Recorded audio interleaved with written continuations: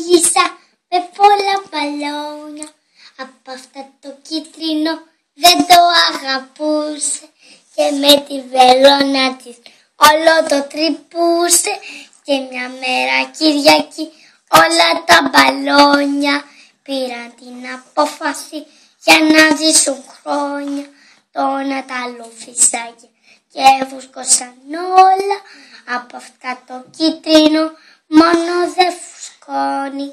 Το μικρό το βιολέτι άρχισε να κλαίει που το αδελφάκι του δεν μπορεί να φύγει και όλους τους παρακαλεί κάτι να σκεφτούνε.